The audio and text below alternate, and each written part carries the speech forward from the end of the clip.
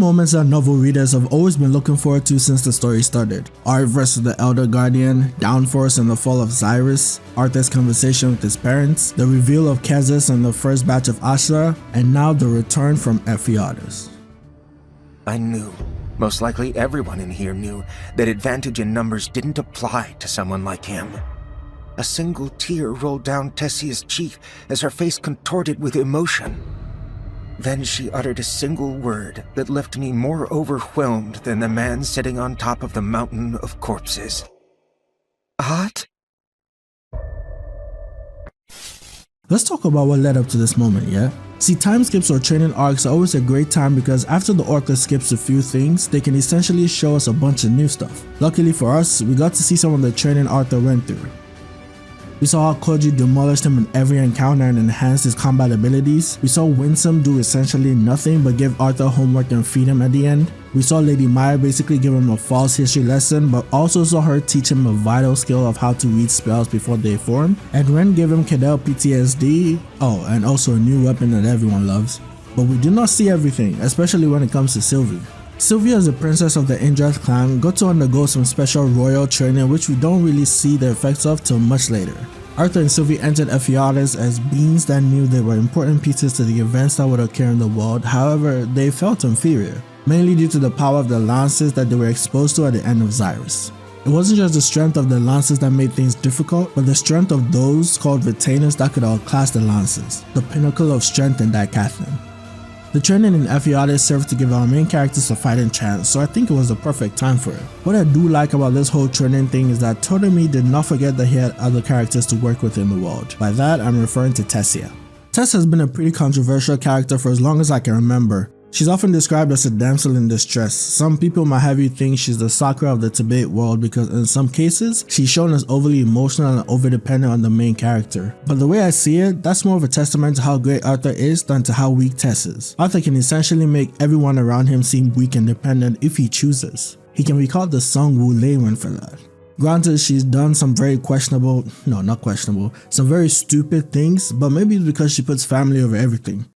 These last two chapters have made Tess look really good. It makes me both excited and scared for when Kara and Ceres get introduced because I know the subreddit will be even more obsessed. Now while Arthur and Sylvie were away, Tess was trying her hardest to sway from the box she had been put in as a princess. She wanted to fight. She wanted to prove her worth to her people and her family. She wanted to be able to stand shoulder to shoulder with the man she loves on the battlefield. She proved her skill to the war general Varian, which was a great feat on its own because she managed to make him look at her like a warrior and not just his little granddaughter. Following that, she ended up being tutored by Aldir and was taken up as an underling to Vari, the strongest lance, who by the way is still the strongest even when Arthur returns. Tess also gets to lead a 4-man team with Darvis, Stannard, and Karia. That's not a very flattering picture. Better. They went on missions together all while she was waiting for Arthur to return, so much that Darvis could not wrap his head around what made Arthur so great. He'll find out soon though, but not to the extent that Lucas did. Tessia then got to reunite with the twin horse who were essentially there for setup. Helen talks about the fights that's going on near the Beast Glades and the majors are not an issue but rather everyone should be wary of the monsters. Angela talks about an S-class mana beast that's in the cavern they were in. It's a mutated beast that the Alacrians control. Now the class of mana beasts are from lowest E to A, AA, S, and SS. And the Elderwood Guardian that Tess currently controls is an S-class mana beast that Arthur defeated with Realmheart a few years ago. The fact that this is a mutated beast can mean that its base regular form is an S-class, but it could currently be stronger than that, maybe even SS, I'm not sure, this is all speculation. So like I said, the twin horns were essentially just UK hype men. Come in and build an enemy up that no one's ever gonna see alive. It's beautiful. But what their presence did do well was increase the tension and present the stakes of war.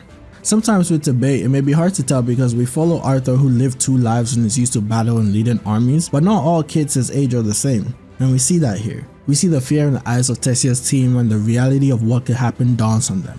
They had always imagined the war to be a sort of one-sided affair in which their side was right and the others were mindless beasts, but when the prospect of having to fight others that may have lived similar lives to theirs was presented, things didn't seem as peachy. In one chapter, we're introduced to a team that's happily talking about food and girls they can flirt with, and in the next chapter, the mood becomes heavy because the stakes are suddenly through the roof. But it's in times like these where a reliable leader is essential, and it seemed in this moment, that is what Tess was to them. It's why her actions in the Elshire forest later in the war would have such dire consequences for her. Proficient leaders or not, the cave they went into really humbled everyone. People were dropping like literal flies, scattered, pierced, battered bodies everywhere. And these were meant to be the weaker beasts, not even the main one they were there for. After the death of about 10 people, the time came for the readers to be given the feeling that something amazing was about to happen. Tessia starts berating herself that she can never catch up to her childhood friend. It's kinda nice how she talks about how scary Arthur was when they first met. At the time he was killing bandits, and now after over a year she's gonna be scared when she meets him again. Now the entire squad starts creeping over to the cave where the mutant beast is, and everyone looks and feels like it may be their last fight. The doors finally open and we see more dead bodies of mana beasts piled on top of one another that can even rival the one Zaraki Kenpachi was sitting on top of. With his auburn hair being illuminated and his blue azure eyes shining through the dimly lit cave, we see a reimagining of the book 5 cover.